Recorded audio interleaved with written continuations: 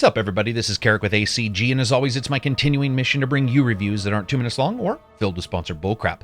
What's 1.5? Well, it's less than 2 and a bit more than 1, and it also happens to be the number continually attached to Destiny 2. Hey, we don't even know what the Darkness was, the sequel to Destiny 1. This is out now for PS4, Xbox One, and it'll be out for PC in a couple months. Now this is by Bungie, and of course, published by Activision. Let's see if a couple years and a sequel number has improved some things. For example, some things like the story, because the story in Destiny 1 was a bit like those uncomfortable family reunions when someone misremembers something and tells a story and everyone else is just happy when it finally gets over. The devs for Destiny 2 have promised that the story is actually, in this game, and they supposedly improved a number of other things as well. So let's see how they did, shall we? As always, if you liked the video, maybe subscribe. So here's my review for Destiny 2. In the future, there are no optometrists, new bad guys, and old good guys. Graphics are up first. Destiny 1 was no slouch, and while it had a touch of roughness here or there, Destiny 2 honestly, solidly, absolutely, easily destroys the original. From the wicker work of detailed lighting passes to incredibly dense jungle-like locations to rolling waves on the surface of melted ice moons. For me, though, I've always felt that the color work used in Destiny was more of a highlight than, say, even its enemy design, and since many of the enemies are from the original game, I feel the same here. It's like walking through a world from No Man's Sky if someone had actually taken their time to create a game to go with it, and a feeling of ancient but still futuristic tech. The first time you walk into a village, that feeling of the monolithic gray and cold of the tower from Destiny sort of melts off, and it's like everyone on the dev team is just huge fans of Arbor Day, with rustic environments getting equal treatment to the typical ancient but still somehow running factory levels that of course are spread around through most of the planets like it's a damn anthill. Also, I just have to say the particle work and special effects are once again next level, with an eye towards delivering eye candy without blinding players with the wrappers, allowing you to throw down grenades and special powers and yet still usually able to discern that one triangle mouth bad guy who wants nothing more than to see if he could wear your pelvis like a necklace. Now, when it comes to new enemies and new designs, there aren't a ton here, and I'll get to that a little bit later in the gameplay, but overall, everybody looks spectacular, and the few new additions here were actually really impressive. Now, on the Xbox One and the PS4, the game is 1080p and delivered at 30 FPS, almost all of the time, with a couple drops here and there in heavy player-counted areas. It's hard to know if that's server stutter or a delivery of data issue versus pure normal FPS drop. On the PS4 Pro, you're going to get checkerboarded 4K, and for most players, that's going to offer a nice crisp picture, even above the others. HDR is going to be added at some point later. Now, for those of you with a PS4 Pro, be aware that there are a large number of reports of crashes with the PS4 Pro and this game, so much so that it's on various forums, and Bungie has actually discussed it in their forums trying to find out exactly what the cause is. Some people it's fine, but many people are reporting crashes. Just a little caveat for you folks. The thing is this, while Destiny 1 was no slouch, there was always something of a bit of a tunnel vision about the whole thing, and here the developers have seemingly done away with a great deal of that. And again, in many ways, that's the strength of having these new unique locations that just feel more organic and personable than the original game. Now, if I have any complaints, there are a couple. For example, the wave-like effects on Titan don't look that good at all, and you probably should just look away. Additionally, I gotta say, I wasn't a big fan of some of the armor. For example, the Warlock armor that you get right at the starting, or basically a couple missions in, looks like it was created by a fan of those Chinese free-to-play games after about 48 hours of doing nothing but reading Warhammer books and eating juicy fruit. I mean, I love the Warlock State Fair Prism armor I got, but it looked more like someone had glued a friggin' Dreamcatcher to my back than it did something overly Warlock-like. But hey, at least it looked different, because if Destiny 1 and Destiny 2 have an issue, it is the fact that you can go 5 to 10 levels up and it feels like your armor upgrades are nothing more than a rotating series of monk Halloween costumes you've dyed with blueberry juice. It's sort of all or nothing here, and the shaders that you can get have always made up for that, but there's a problem with those, and I'll discuss that in a second. Overall, I have to say this.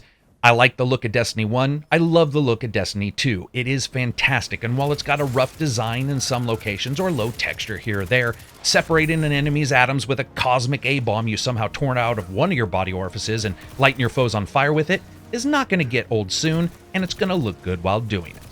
Sound, music, and voice.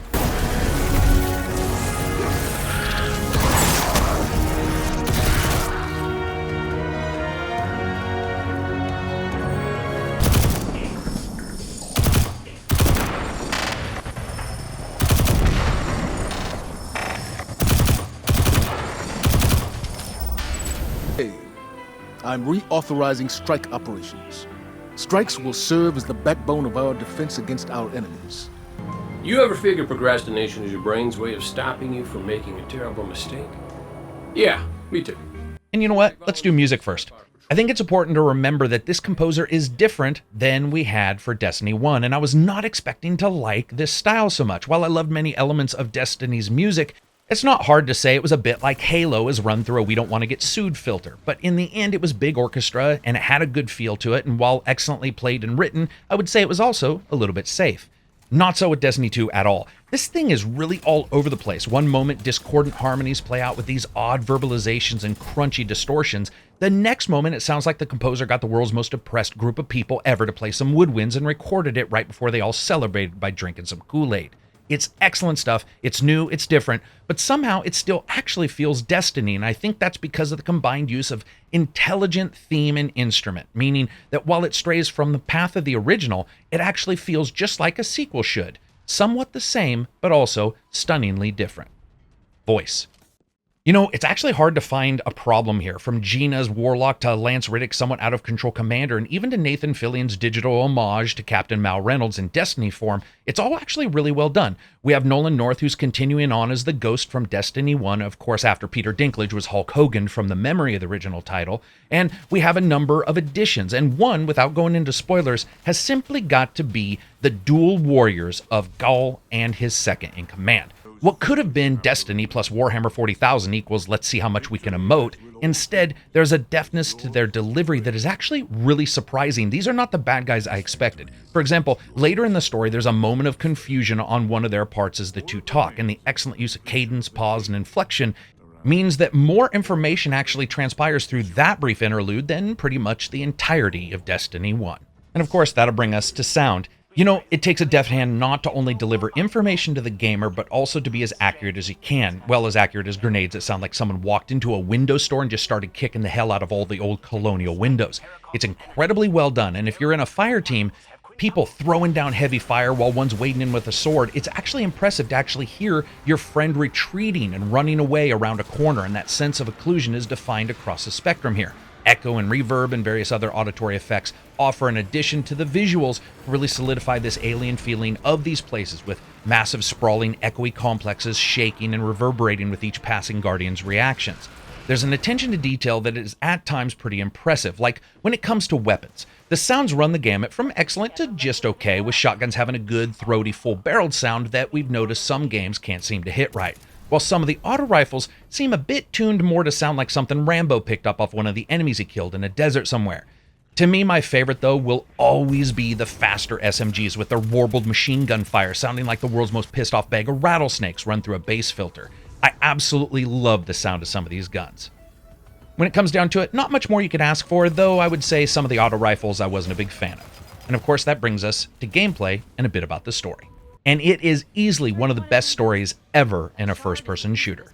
I'm just kidding, it's not at all. But it is actually in the game, which is nice, and it doesn't require you to take a web browser to figure out why Billy hates Jodie so much. Here we have the Red Legion attacking the Guardian Tower, sending them into a state of disarray, as the Red Legion's leader yearns to control the power of the Traveler and will do pretty much anything to get it. It's your job to travel through the solar system and group up as many separate people and leaders who were scattered to the wind when that attack occurred. Now, there isn't a lot of surprise here. Destiny's still a typical first-person game based around a series of missions, some of them locked to your actual level, as you basically go around and unlock more and more of the solar system that you have somehow lived in for years and fought in for years, but you don't know where anything is. Plot conveniences aside, as you pass specific missions, other kinds of activities are unlocked. And here to me is where Destiny 2 sort of hit its stride, because you don't just get the expected status quo stuff like strikes and multiplayer and the Crucible and so forth, though those do unlock, but you also get new additions like adventures. And I have to say, that is really where I started to notice a change here, entering into some locations, as the game does seem a bit more about exploring than the prior title, and you might find NPCs who can send you on adventures or help you out with challenges. It's incredibly varied, and with the locations being far larger and more diverse than the first game, there's a lived-in feeling that didn't quite exist in the original game that sort of exudes throughout all of Destiny 2. When you bring up your map, you don't have to go jumping around to travel to other places. It's all done there, so you can leap from one planet to a specific area on the next from that same map. Now, this is called the Director. It's basically a menu system that allows for you to see everything going on around you, and it offers something that I felt Destiny 1 had issues with, and that's planning. And after the first couple missions, once you team up with others, these kinds of small additions makes a world of difference. It's just far far less cumbersome. But of course, with every improvement, there are a couple issues, and we see them here with this game. First, the microtransactions, and specifically the way some of them are handled is just a little bit odd. You can buy, once you're level 20, special engrams with actual game-improving content, like augments for weapons and so forth. Now, you can supposedly get everything in the game normally without buying them, and for now, the grind rate did not at all seem to be any worse than, let's say, Destiny 1, but it was a little bit odd to see those right there. But to me, what's really puzzling is how Destiny 2 handles shaders. It's like some damn shoe store in the Bronx. You take off a pair to try on another pair, and boom, your old pair are gone. It's shameful and really a downright amateurish way of doing things because the shaders are now consumables. You really have to think of shaders as basically the Crayola coloring set of the game. It lets players personalize their guardians beyond the armor, and let's be honest, everyone wants the hot pink warlock anyway. The issue here is that the shaders are now one use only, and while yes, they can be applied to many more items than the original game, allowing for a bit more flexibility in your look, and they come with more than one in the pack, it does mean that you can't return back to the look you had a couple choices ago, because that shader is gone the moment you overwrite it. Also, a little bit about the vehicles. When do you get them? What can you do with them? Can I paint them? Can I pimp them out? The quick and dirty answer is there actually is no promise that until you finish the campaign, you're actually going to get a vehicle at all. They are now random drops and not unlocked by level, which means you have some truly unfortunate moments when one of you has a hover bike and the other one is outfitted with just the getaway sticks that God provided them, and you have to run across the map. Now, as you guys know, I test difficulty in all the different levels when I'm reviewing a game, and to me, the campaign, at least, is probably the most stunningly easy campaign I've played in years. Incredibly so. I don't even know how to describe it other than writing the word easy on a piece of paper and recording that, but that would be harder than the game was. Now, this is a combination of a couple things. Bungie's desire for post-campaign content to fulfill the expectations of grifting gamers until they're penniless with DLC, fireteam missions, and I assume a bunch of expansions. And when you do those later, you can actually up their difficulty. It's just in the campaign itself where you can't. The other reason, though, is the fact that these have to be the most damn nearsighted enemies I've seen in a game. The number of times you can just sit back and plunk enemies in the face without them doing anything is extraordinary.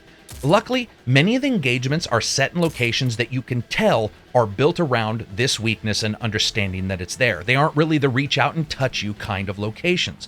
But it does require the gamer occasionally to do the one thing that is absolutely painful, and that is to force themselves to engage to add danger that the game is flatly not capable of adding on its own. At those times when I wasn't noticing this issue, the battle was actually really, really well done. For example, the new weapon grouping, which is different, has the weapon split between kinetic energy and heavy, and there's a chance you might have 3 weapons with enough range that you never really see these kind of issues I'm talking about. But that change offers some excellent gunplay when it comes to things like energy stuns, which means huge damage if you break an enemy's shield with an energy gun that matches their element. This goes a long way towards making guns feel just a little bit more useful in Destiny 2, which tried to do some of this stuff. It doesn't necessarily feel completely different, but there's enough there that I really like that strategy. And that's also good because there are no real differences to the classes here. Very little has changed with the same 3 classes and subclasses, with the second subclass unlocked via return mission. Now, the clan system is currently off, so there isn't much to say about that, other than that Bungie has said it's fully integrated. When it comes to the length of the game, this is going to probably be all over the place, if not simply due to Destiny's triangle-like offering of main story, co-op and solo PvE-style missions after story, and expected multiplayer. It took me more than 10 hours for just the single player before I even jumped into the multiplayer, so there is a lot there, especially when you combine activities, patrols, vanguards, and so forth. Now, when it comes to multiplayer, we see the addition of some new sections, including Countdown, which is a new type, which is sort of an assault mode where you need to plant bombs in enemy bases and then defend the bomb so it can explode, and then you switch sides. The multiplayer is going to be one of those beasts that sort of changes and transforms with each update, and of course, I know some people aren't happy with the change to the player count, but that's sort of up in the air on how that'll affect everything. As a package, I would say Destiny 2 hits some missteps, but it also improves in almost all ways above Destiny 1, and in many ways, we find out that even if you want to call it Destiny 1.5, that 0.5 is the difference between an incredibly enjoyable game and one you beat and then put down after a weekend. Fun factor. You know, I'm a fan of Arma and more Dark Souls-style shooters, and when it comes down to it, Destiny 2 isn't like that, and you have to be prepared for it. If you are prepared for that, Destiny 2 actually offers an incredible improvement over Destiny 1, though it does have some issues here and there. So as you guys know, I rate games on a buy, wait for sale, rent, or never touch it again rating scale. This is a buy. Again, with that same caveat. If you're a person who likes really, really hard games, this isn't for you, or at least you got to understand that until you finish that campaign and get some of those things unlocked, it won't feel like it's for you. It's got a ton of PvP and it's got a ton of extra content, which I find really does sort of soften that blow a bit. So anyway, that's it for me. I hope you guys liked the video. If you did, give it a thumbs up. Maybe check out Twitter or Patreon. If you didn't, give it a thumbs down. Peace out and enjoy the rest of your week.